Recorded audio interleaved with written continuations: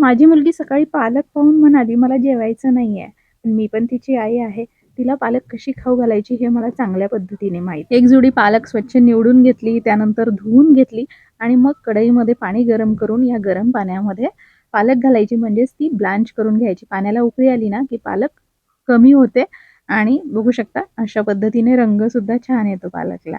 तर आता पालक लगेचच एक उकळी आली ना, की या गरम पाण्यातून काढून घ्यायची आहे आणि चाळणीमध्ये घालायची. आता थंड व्हायला ठेवून द्यायची. तोपर्यंत त्यामध्ये 1 कांदा, 1 टोमॅटो, 1 गाठा लसणाचा, 1 इंच आलं आणि थोडीशी कोथिंबीर, त्याचबरोबर 1 चमचा जिरं घालून वाटण तयार केलं आणि इथे मी 1 ग्लास दूध जे आहे थोडंसं व्हिनेगर आणि पाणी घालून फाडून घेतलं. म्हणजेच दुधाचा छेना किंवा पनीर तयार करून घेतलं.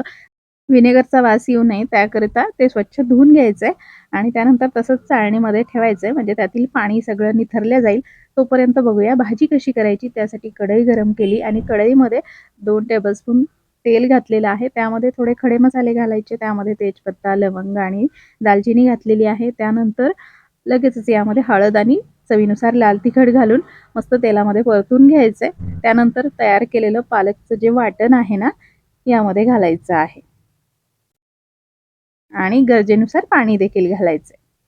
तर मिक्सरचं भांडं विसरून परत थोडंसं पाणी घालते आहे. थोडंसं दाटसरच हे आपल्याला ठेवायचं आहे. तर बघू शकता अशा कन्सिस्टन्सीचं हे झालं पाहिजे. त्यानंतर यामध्ये चवीनुसार मीठ आणि 1 छोटा चमचा साखर घालायची. थोडीशी कसुरी मेथी देखील हातावर चांगली चोळून यामध्ये घालायची.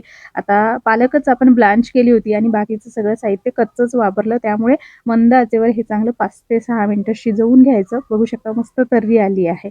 इथे मी लाल मिरची पावडर वापरली. त्याऐवजी तुम्ही हिरवी मिरची देखील वापरू शकता. माझ्याकडे नव्हती म्हणून मी लाल मिरची पावडर वापरली. आता हे 5-6 मिनिटं छान असं शिजल्या गेलं, की यामध्ये जे तयार केलेलं पनीर आहे किंवा छेना आहे ना, तो घालायचा आहे आणि व्यवस्थित मिक्स करून घ्यायचा आहे. आणि यामध्ये सगळ्यात शेवटी 2 चमचे तूप किंवा अगदी बटर देखील घालू शकता तुमच्याकडे असेल तर. एकदा सगळं व्यवस्थित मिक्स करून परत 2 मिनिटं मंद आचेवर होऊ द्यायचं आहे आणि अशा पद्धतीने तुम्ही घरच्या घरी मस्त हे पालक पनीर बनवू शकता. मुलांना पालक खाऊ घालायची म्हणजे थोडं जोखमीचंच काम आहे, पण आई म्हटल्यावर काही ना काही आयडिया आपल्याला सुचतात. तशी मला आज ही आयडिया सुचली आणि मस्त ही पालक पनीरची रेसिपी मी बनवली.